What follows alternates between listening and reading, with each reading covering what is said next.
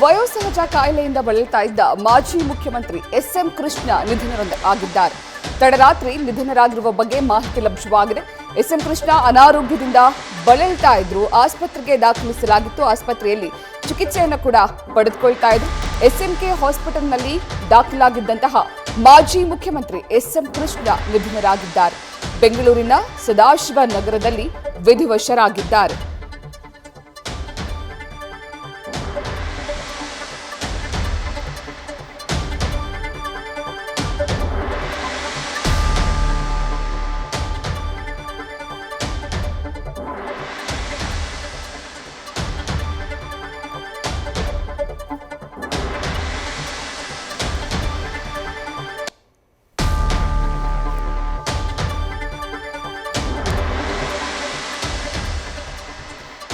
ಈ ಬಗ್ಗೆ ಹೆಚ್ಚಿನ ಮಾಹಿತಿಯನ್ನು ನೀಡ್ತಾರೆ ನಮ್ಮ ಪ್ರತಿನಿಧಿ ಹರೀಶ್. ಮಾಜಿ ಮುಖ್ಯಮಂತ್ರಿಗಳಾಗಿದ್ದಂತಹ ಎಸ್ಎಂ ಕೃಷ್ಣ ಅವರು ನಿಧನರಾಗಿರುವ ಬಗ್ಗೆ ಮಾಹಿತಿ ಲಭ್ಯವಾಗ್ತಾ ಇದೆ. ಈ ಬಗ್ಗೆ ಹೆಚ್ಚಿನ ಡೀಟೇಲ್ಸ್ ಅನ್ನ ನೀಡೋದಾದ್ರೆ ಪ್ರತೀಕ್ಷೆ ಬಹಳ ಮುಖ್ಯವಾಗಿರುವಂತದ್ದು, ಮಾಜಿ ಮುಖ್ಯಮಂತ್ರಿ ಎಸ್ಎಂ ಕೃಷ್ಣ ಅವರು ರಾತ್ರಿ 2:30 ಸುಮಾರಿಗೆ ಅವರು ಕೂಡ ನಿಧನರಾಗಿದ್ದಾರೆ. ವಯೋಸಹಜವಾಗಿ ಅವರು ಅನಾರೋಗ್ಯದಿಂದ ಬಳಲುತ್ತಿದ್ದರು ಕೂಡ.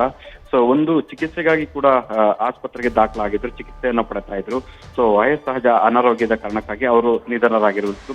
ಒಬ್ರು ರಾಜ್ಯದ ಪ್ರಮುಖ ನಾಯಕರೊಬ್ರು ಕೂಡ ಈಗ ನಿಧನರಾಗಿರುವಂತದ್ದು ಸಾಕಷ್ಟು ಕೂಡ ಈಗ ಒಂದು ಶೋಕ ತಪ್ತರಂತಾಗಿ ಮಾಡಿರುವಂತದ್ದು. ಒಂದು ಕಾಂಗ್ರೆಸ್ನಲ್ಲಿ ಮತ್ತೆ ಈಗ ಬಿಜೆಪಿಯಲ್ಲಿ ಕೂಡ ಇದ್ದಂಥವರು.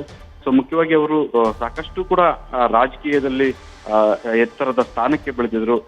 ಒಂದು ಮುಖ್ಯಮಂತ್ರಿ ಆಗಿದ್ರು, ವಿದೇಶಾಂಗ ಸಚಿವರು ಕೂಡ ಆಗಿದ್ರು. ಸೊ ಬೇರೆ ಬೇರೆ ಹಂತದ ರಾಜಕೀಯದಲ್ಲೂ ಕೂಡ ಅವರು ದೊಡ್ಡ ಸ್ಥಾನಕ್ಕೆ ಅವರು ಬೆಳೆದಿದ್ರು. ಸೊ ಸಾಕಷ್ಟು ಅಪಾರ ಅಭಿಮಾನಿ ಬಳಗವನ್ನ ಕೂಡ ಅವರು ಹೊಂದಿದ್ದಾರೆ. ಸೊ ಅಜಾತ ಶತ್ರು ಅಂದ್ರೆ ಬೇರೆ ಬೇರೆ ಪಕ್ಷಗಳ ಎಲ್ಲಾ ಪಕ್ಷಗಳಲ್ಲೂ ಕೂಡ ಅವರು ಅಜಾತ ಶತ್ರುವಾಗಿ ದೊಡ್ಡ ಮಟ್ಟದಲ್ಲಿ ಬೆಂಬಲಿಗರನ್ನ ಅವರು ಪಡೆದಿದ್ರು. ಅವರು ನಿಧನದಿಂದಾಗಿ ಕೂಡ ಈಗ ಒಂದು ರೀತಿಯಲ್ಲಿ ಕೂಡ ಒಂದು ಬೆಂಬಲಿಗರಿಗೆ ಅಭಿಮಾನಿಗಳಿಗೆ ಕೂಡ ಶೋಕ ತಂದಿರುವಂತದ್ದು ಪ್ರತ್ಯಕ್ಷ. ಹರೀಶ್, ಅಂತಿಮ ಸಂಸ್ಕಾರಕ್ಕೆ ಅಥವಾ ಅಂತಿಮ ದರ್ಶನಕ್ಕೆ ಎಲ್ಲೆಲ್ಲಿ ವ್ಯವಸ್ಥೆಗಳನ್ನ ಮಾಡಿಕೊಳ್ಳಲಾಗಿದೆ? ಪ್ರತ್ಯಕ್ಷ ಈಗ ಸದಾಶಿವನಗರದ ಅವರ ನಿವಾಸದಲ್ಲಿ ಅವರ ಕಳೆಬರವನ್ನ ಇಡಲಾಗಿದೆ.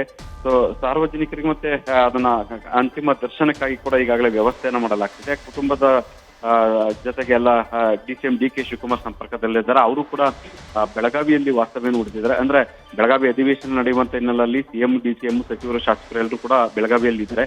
ಹಾಗಾಗಿ ಅವರು ಕೂಡ ಬೆಂಗಳೂರಿಗೆ ತೆರಳುತ್ತಾರೆ. ಅಂತಿಮ ದರ್ಶನವನ್ನ ಪಡೆಯುವಂತ ನಿಟ್ಟಿನಲ್ಲಿ ಸಿಎಂ ಡಿ.ಕೆ. ಶಿವಕುಮಾರ್ ಕೂಡ ಸಿಎಂ ಸಿದ್ದರಾಮಯ್ಯ ಅವರ ಆದಿಯಾಗಿ ಸಚಿವರು, ಶಾಸಕರೆಲ್ಲರೂ ತೆರಳುತ್ತಿದ್ದಾರೆ. ಸೊ ಎಲ್ಲಿ ಅಂತಿಮ ದರ್ಶನಕ್ಕೆ ಅನ್ನುವಂಥದ್ದು ಕೂಡ ಇನ್ನಷ್ಟೇ ಅವರು ಸ್ಥಳವನ್ನ ನಿಗದಿ ಮಾಡಬೇಕಾಗಿರುವಂತದ್ದು ಪ್ರತೀಕ್ಷಾ. ಹರೀಶ್, ಎಸ್ಎಂ ಕೃಷ್ಣ ಅವರು ಕರ್ನಾಟಕ ರಾಜಕಾರಣದಲ್ಲಿ ಅತಿ ಹಿರಿಯ ನಾಯಕರು. ಅವರ ಸುದೀರ್ಘವಾದ ರಾಜಕೀಯ ಪಯಣದ ಬಗ್ಗೆ ಹೇಳೋದಾದ್ರೆ? ಎಸ್ಎಂ ಕೃಷ್ಣ ಅವರು ಸುದೀರ್ಘ ಹಲವು ದಶಕಗಳ ಕಾಲ ರಾಜಕಾರಣೀಯದಲ್ಲಿ ಕೂಡ ಅವರು ತೊಡಗಿಸಿಕೊಂಡಿದ್ರು. ಸೊ ಒಂದು ಬೇರೆ ಬೇರೆ ಹಂತಗಳಲ್ಲೂ ಕೂಡ ಅವರು ಸಮರ್ಥವಾಗಿ ನಿಭಾಯಿಸಿದ್ರು. ಅದರಲ್ಲೂ ಕೂಡ ಬೆಂಗಳೂರು ಐಟಿ-ಬಿಟಿ ಅನ್ನುವಂತಹ ಕೀರ್ತಿ ಪತಾಕೆಯನ್ನ ಹೆಚ್ಚಿಸುವಲ್ಲಿ ಕೂಡ ಎಸ್ಎಂ ಕೃಷ್ಣ ಅವರು ಪ್ರಮುಖ ಪಾತ್ರ ವಹಿಸಿದ್ರು. ಸೊ ಅಂತಾರಾಷ್ಟ್ರೀಯ ಮಟ್ಟದಲ್ಲಿ ಬೆಂಗಳೂರನ್ನು ಗುರುತಿಸಿಕೊಳ್ಳುವಲ್ಲಿ ಪ್ರಮುಖ ಪಾತ್ರವನ್ನು ಕೂಡ ವಹಿಸಿದ್ರು. ಸೊ ಐಟಿ-ಬಿಟಿ ಸಿಟಿ ಅನ್ನುವಂತಹ ಹೆಮ್ಮೆಯ ಗರಿಯನ್ನ ಕೂಡ ಎಸ್ಎಂ ಕೃಷ್ಣ ಅವರು ರೂಪಿಸಿದ್ರು ಕೂಡ. ಯಾಕಂದ್ರೆ ಇವತ್ತಿಗೂ ಕೂಡ ಬೆಂಗಳೂರಿಗೆ ಒಂದು ಅತ್ಯಂತ ದೊಡ್ಡ ಸ್ಥಾನದಲ್ಲಿದೆ, ಹೆಸರಿದೆ ಅನ್ನುವಂಥದ್ದು ಮೂಲ ಕಾರಣ ಎಸ್ಎಂ ಕೃಷ್ಣ ಆಗಿರುವಂಥದ್ದು.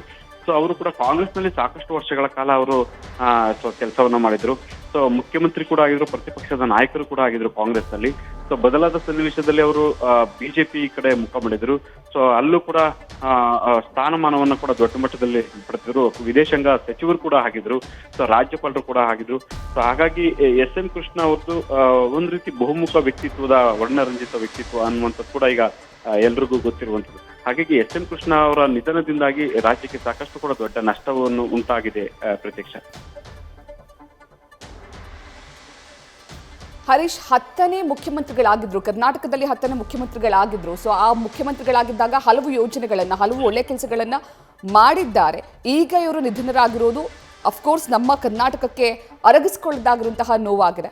ಈಗ ಅವರ ಪೊಲಿಟಿಕಲ್ ಕರಿಯರ್ ಬಗ್ಗೆ, ಮತ್ತೊಮ್ಮೆ ಅವರು ಸಿಎಂ ಆಗಿದ್ದಾಗ ಮಾಡಿದಂತಹ ಒಳ್ಳೆ ಕೆಲಸಗಳ ಬಗ್ಗೆ ನೆನಪಿಸಿಕೊಳ್ಳೋದಾದ್ರೆ? ಪ್ರತೀಕ್ಷಾ ಅವರು ಮುಖ್ಯಮಂತ್ರಿ ಆಗಿದ್ದಂತ ಸಂದರ್ಭದಲ್ಲಿ ರಾಜ್ಯದ 10 ಹಲವು ಯೋಜನೆಗಳನ್ನ ತಂದಿರು, ಪ್ರಗತಿಪರ ಕಾರ್ಯಕ್ರಮಗಳನ್ನ ತಂದಿರು. ಒಂದ್ ರೀತಿ ಕೂಡ ಅವರು ಯಾಕಂತಂದ್ರೆ ಸಾಕಷ್ಟು ವಿಷನ್ಗಳನ್ನ ಇಟ್ಕೊಂಡಿದ್ರು, ತಮ್ಮದೇ ಆದ ಗುರಿಗಳನ್ನ ಇಟ್ಕೊಂಡಿದ್ರು. ಭವಿಷ್ಯದ ಕರ್ನಾಟಕವನ್ನು ರೂಪಿಸುವಂತ ನಿಟ್ಟಿನಲ್ಲಿ ಕೂಡ ಒಂದಷ್ಟು ಅಷ್ಟು ಹಲವು ಯೋಜನೆಗಳನ್ನ ಕೂಡ ತಂದಿದ್ರು. ಸೊ ಪ್ರಮುಖವಾಗಿ ಅದು ಬೆಂಗಳೂರಿಗೆ ಐಟಿ ಗರಿ ಆಗಿರ್ಬೋದು, ರಾಜ್ಯದ ಬೇರೆ ಬೇರೆ ಜಿಲ್ಲಾ ಕೇಂದ್ರಗಳನ್ನ ಸೊ ದೊಡ್ಡ ಮಟ್ಟದಲ್ಲಿ ಬೆಳೆಸಬೇಕು ಅನ್ನುವಂತ ನಿಟ್ಟಿನಲ್ಲಿ ಆಗಿರ್ಬೋದು, ಮತ್ತೆ ಒಂದಷ್ಟು ಯೋಜನೆಗಳನ್ನ ಬಡವರಿಗೆ ಆಗಿರ್ಬೋದು, ಮತ್ತೆ ಬೇರೆ ವಿದ್ಯಾರ್ಥಿಗಳು ಬೇರೆ ಬೇರೆ ವರ್ಗದ ಜನರಿಗಾಗಿ ಕೂಡ ಎಸ್ ಎಂ ಕೃಷ್ಣ ಅವರು ಹಲವು ಯೋಜನೆಗಳನ್ನ ತಂದಿದ್ರು. ತಮ್ಮದೇ ಆದಂತ ಗುರಿಯನ್ನು ಕೂಡ ಹೊಂದಿದ್ರು. ಅಂದ್ರೆ ಯಾಕಂತಂದ್ರೆ ಅವರು ಕೂಡ ಭವಿಷ್ಯದ ಯುವಕರಿಗಾಗಿ ಕೂಡ ಒಂದಷ್ಟು ಗುರಿಗಳನ್ನ ಹೊಂದಿದ್ರು. ಆ ನಿಟ್ಟಿನಲ್ಲಿ ಒಂದಷ್ಟು ಯೋಜನೆಗಳನ್ನ ಕೂಡ ಕರ್ನಾಟಕದಲ್ಲಿ ತಂದಿರುವಂತದ್ದು. ಥ್ಯಾಂಕ್ ಯು ಹರೀಶ್, ತಮ್ಮೆಲ್ಲ ಡೀಟೇಲ್ಸ್ಗಾಗಿ. ನ್ಯೂಸ್ ಫಸ್ಟ್ ನಿರ್ಭೀತಿಯಿಂದ ನಿಮ್ಮ ಪರವಾಗಿ.